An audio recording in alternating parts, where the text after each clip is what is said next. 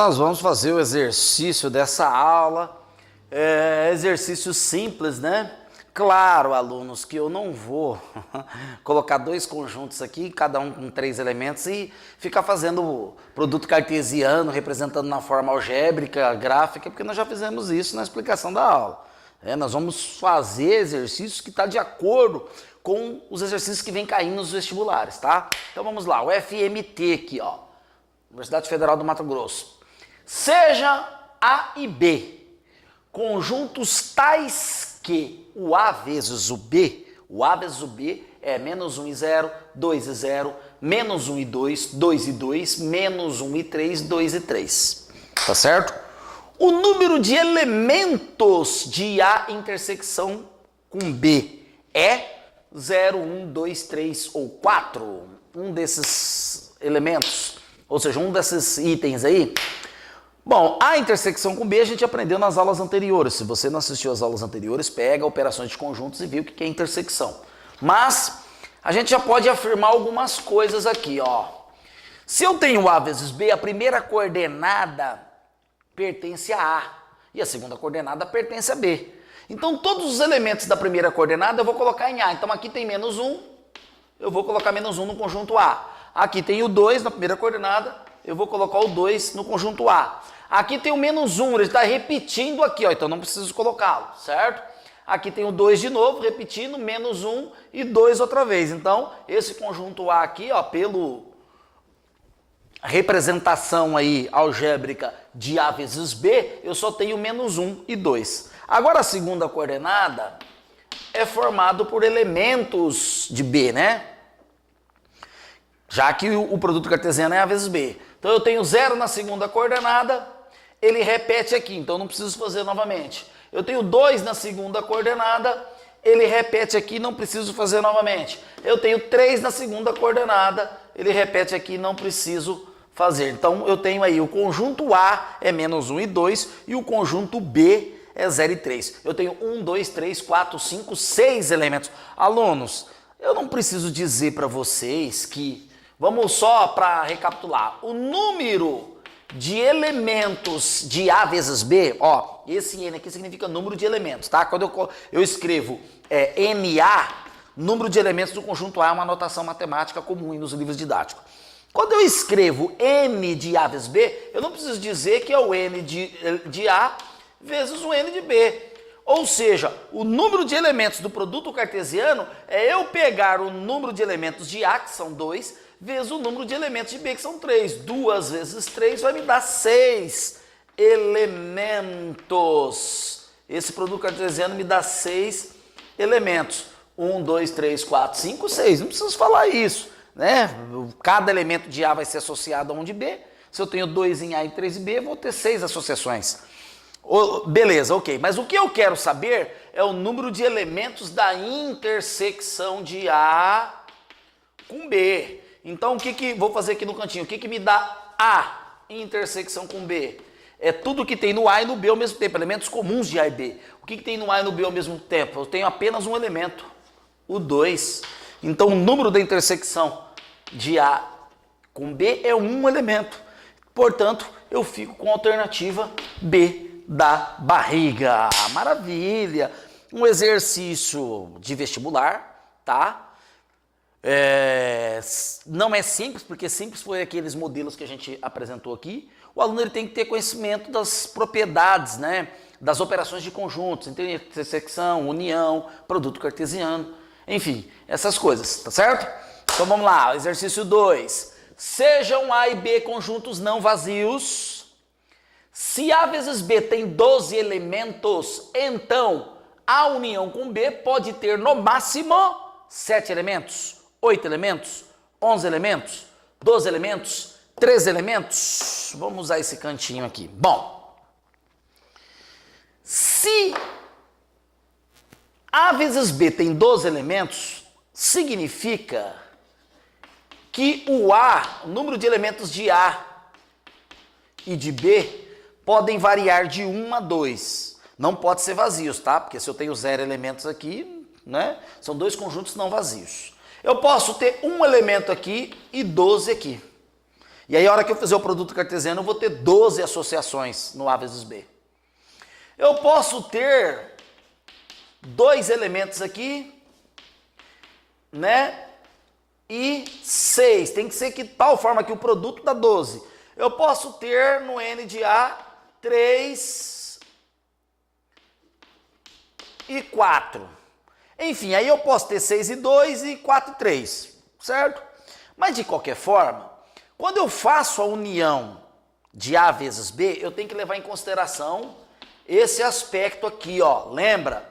Nas aulas de operações de conjunto, o número de elementos de A união com B é o número de elementos de A mais número de elementos de B menos a intersecção com B. Porque eu tiro os elementos comuns porque eu posso contar dois elementos na união.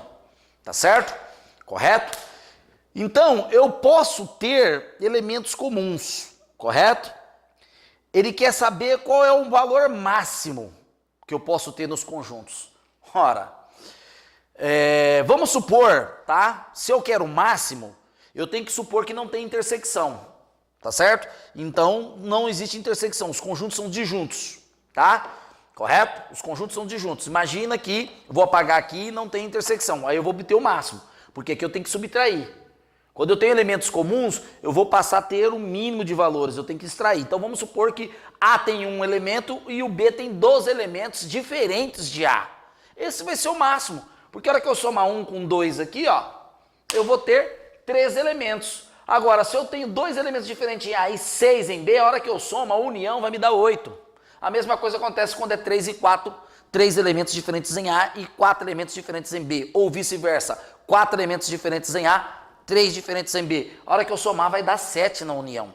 Então eu tenho que excluir a intersecção, eu tenho que supor que eles são dois conjuntos disjuntos, que não tenham intersecção, porque aí não vai ter elementos comuns, para eu produzir o máximo de associações aqui, ó, né? E produzir o máximo de associações diferentes, tá? Porque se eles têm elementos iguais, eu posso produzir associações iguais. Por exemplo, se o A tem 2 e o B também tem 2, eu vou ter uma associação 2 e 2. E depois, no B vezes A, eu vou ter 2 e 2 também. Tá certo? Então, a máxima possibilidade é eu ter 3 elementos, eu falo sem medo de errar. Agora vamos fazer uma discussão simples. Qual seria a mínima? A mínima eu vou ter que supor intersecção. Não é verdade? Vou ter que supor intersecção.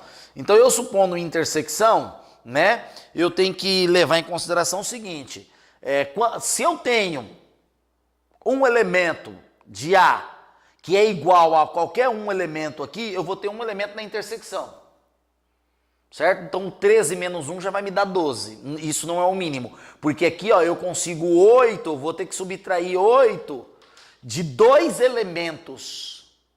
Né? Imagina que o A tenha 2 elementos que seja exatamente igual a 2 elementos em B. Então eu vou ter o número de intersecção de A com B, vai ser 2. Então, 8 menos 2, 6. Esse é o mínimo. Vamos ver aqui, né? Ó, de 12, ó, de 13 eu consegui achar o número 12, tá? Quando os conjuntos têm intersecção. Aqui eu consegui achar 6. E quando é 3 e 4 ou 4 e 3? Imagina que A tenha 3 elementos iguais a B. A hora que eu somo 3 mais 4, eu tenho 7 elementos.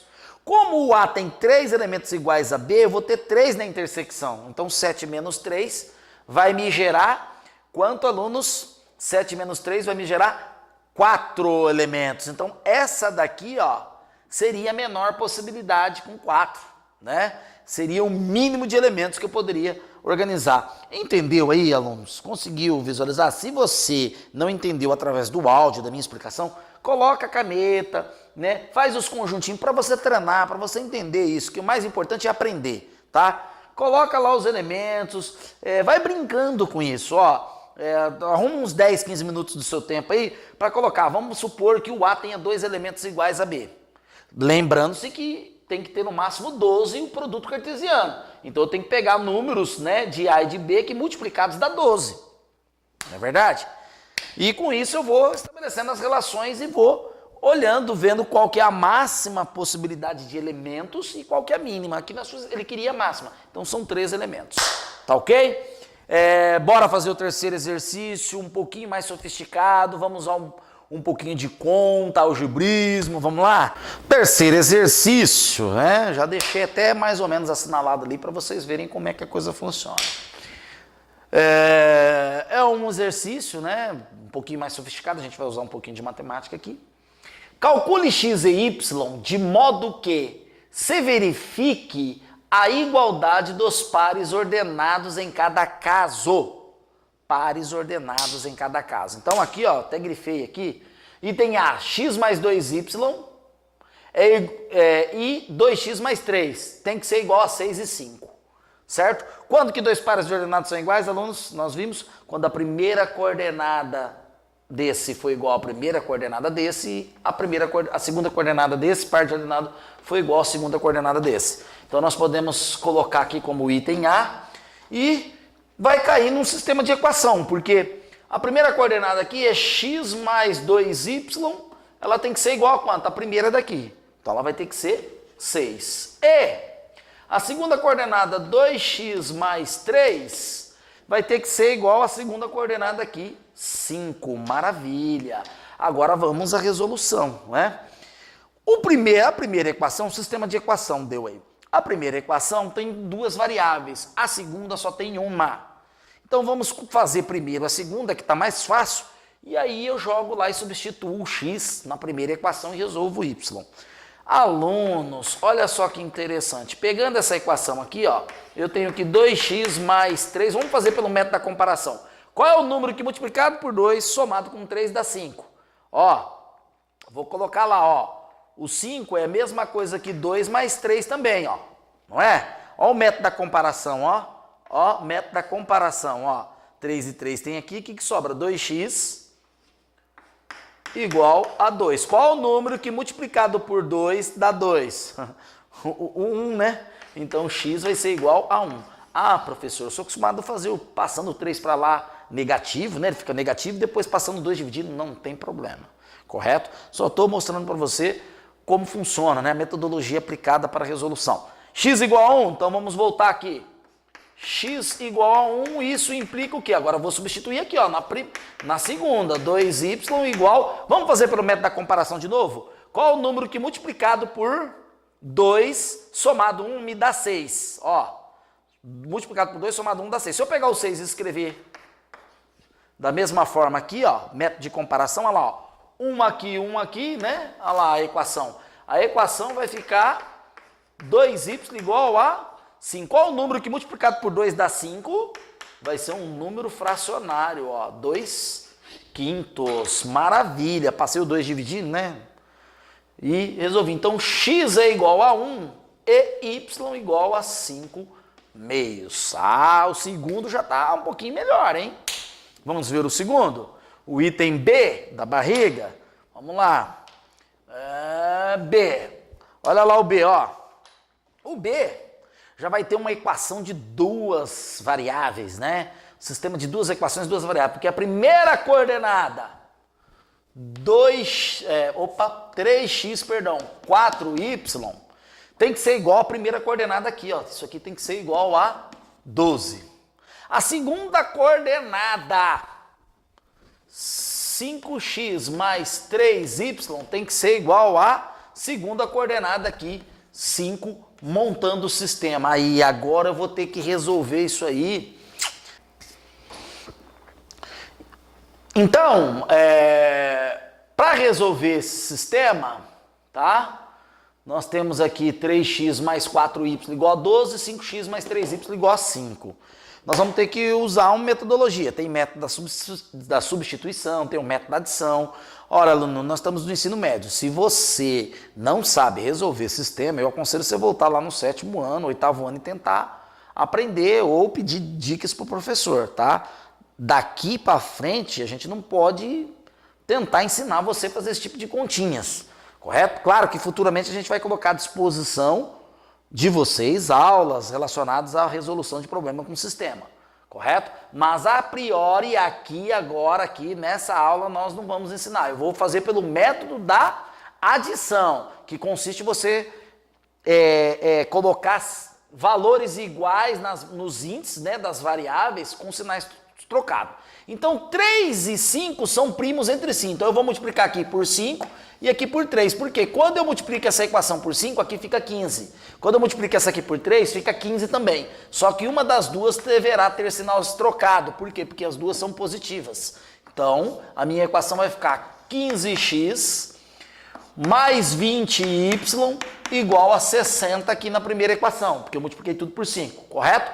Na segunda, menos 15x menos 9y igual a menos 15. Maravilha! Aí, agora eu fiquei com duas variáveis com índices iguais, coeficientes iguais, menos 15 mais com sinais trocados. Aí eu somo as duas equações. Quando eu somo, isso aqui vai a zero. 20 mais 20 por menos 9, mais 20y mais o menos 9y, eu adoro colocar para mostrar que eu estou somando o menos 9, às vezes o professor na sala de aula no ensino fundamental faz direto, o aluno ele não sabe o que está acontecendo, nós estamos somando o menos 9 no 20, tá certo? Não quer dizer que o professor está fazendo errado não, tá? É simplesmente uma didática assim, baseada no conceito que o aluno já sabe isso, mas eu estou somando 60 mais o menos 15, então nós vamos passo a passo. Então 20y mais aqui, ó, eu estou somando mais o menos 9. Então vai ficar menos, né? Mais com menos, menos aqui no jogo de sinal. Isso é igual a 60 mais com menos, menos 15. Maravilha! Aqui eu vou ter 11y. Isso aqui é igual a 45. Meu y vai ser 45 sobre 11. Dois números primos entre si. E agora, professor, o que eu faço? Eu pego qualquer uma das duas equações, eu vou pegar a primeira e substituir o y para a resolução de x. 4 vezes 45 sobre 11 igual a 12. Maravilha, não vou fazer. Não vou fazer contas. Multiplica o 45 por 4, vai dar 180, divide por 11, passa para lá menos, passa o 3 dividindo e vai ficar uma maravilha. Vou deixar essa continha para vocês em casa. O importante era vocês raciocinar, tá? E entender como que funciona esse conceito, ok? Quero encerrar essa aula de hoje com uma mensagem especial para você, estudante, aluno do ensino médio, seja de escola pública, seja de escola particular. Saiba que é muito comum hoje a gente entrar nas escolas e ver o aluno dizer assim, eu não gosto desse professor, esse professor é muito xarope, eu não gosto do jeito que essa professora dá aula, essa professora é muito, irritante, eu não gosto do professor de biologia, olha o jeito que ele chega todo. Meu amigo, todas as vezes que você concentrar em pessoas, você perde. Sabe por quê? Porque o mapa não é o território. Quando você passar a concentrar no conteúdo, na matéria, nas disciplinas, você vai passar a entender e conseguir os resultados mais significativos. Se você está dentro da sua casa, você convive com a sua família, todo mundo tem defeito, e você fica o tempo todo apontando o defeito da sua mãe, o tempo todo apontando o defeito da sua irmã, e todo mundo fica botando defeito no outro. Quando você concentra em pessoas, você perde.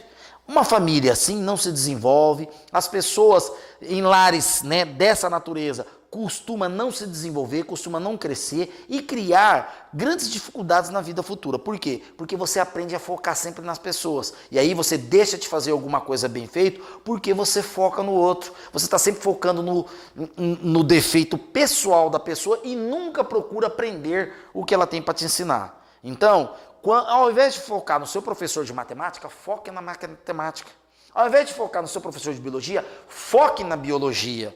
Procura entender a biologia. Deixa o professor com os defeitos e as qualidades que ele tem. Se você pegar os bons alunos que passam nos maiores vestibulares do Brasil, você vai ver que esses alunos eles não ficam falando isso. Pega o melhor aluno da sua sala. Aquele que só tira 10, vai bem no simulado, quietinho lá no canto na vida dele. Vê se ele fica, eu não gosto desse professor, eu não gosto daquele professor ali, eu não gosto dessa professora, eu não gosto disso. Ele tem bons resultados exatamente porque ele não foca em pessoas, ele foca no seu desempenho, no seu eu. Bem-vindo à prática do Oceano Azul. Oceano Azul e Oceano Vermelho. Qual oceano você está? Eu estou no azul, porque à medida que eu olho para as minhas limitações e aprendo com os meus erros, as minhas possibilidades se tornam infinitas. Vale a dica aí para você. Concentre em seus erros, concentre em suas imperfeições, que as suas possibilidades se tornarão infinitas. Um forte abraço e te vejo no próximo vídeo. Na próxima aula de matemática, nós vamos vir com relações binárias, ok? Até lá!